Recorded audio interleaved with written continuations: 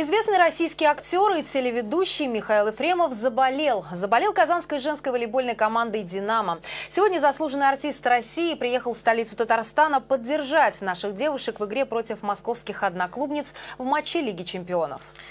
Что заставило любителя футбола и ярого болельщика московского «Спартака» вдруг вступить в бело-голубые ряды поклонников казанских волейболисток? На встрече с Михаилом Ефремовым ответ на этот и другие вопросы узнал Дмитрий Аренин. Это все семейственность и блат. Прослывший весельчаком и балагуром Михаил Ефремов и о своем вступлении в ряды поклонников казанского «Динамо» тоже рассказывает с юмором. Дело в том, что известный российский актер – хороший приятель своей тезки, кинопродюсера-оператора Михаила Макусея, который является мужем волейболистки казанской команды Екатерины Гамовой. Я не знаю вообще, есть ли человек в этой стране, кому бы Катя не нравилась.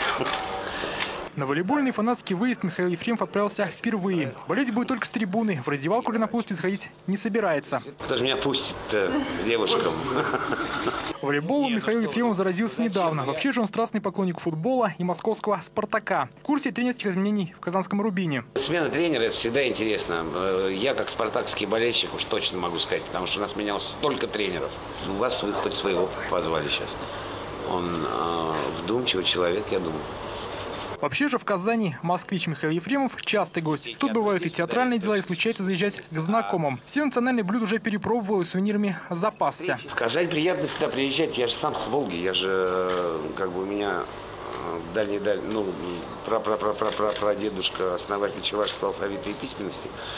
И даже в Ульяновске, в Симбирске, там и церковь чувашская, и школа, где он преподавал, потому что он был отцом друга Ленина еще, там, сослуживцем.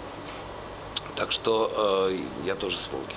Михаил Ефремов ответил на традиционный вопрос творческому человеку о своих творческих планах. Их у него громадье. Актер в свои 50 лет собирается продолжать активно работать в театре и кино. Особо желанная роль короля лир, а вот литературным трудом заниматься не намерен. Я, может быть, когда-то, когда стану стареньким, я буду наговаривать какому-то журналисту, а то, что вспоминал, будет это ужасные эти мемуары, где там нет ни слова от реальности относящегося.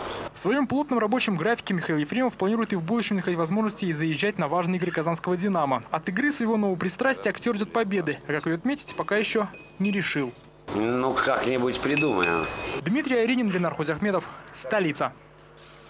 Добавим, что матч первого раунда плей-офф волейбольной лиги чемпионов между казанским и московским «Динамо» начнется через несколько минут. В первой игре в Москве победы добились наши девушки.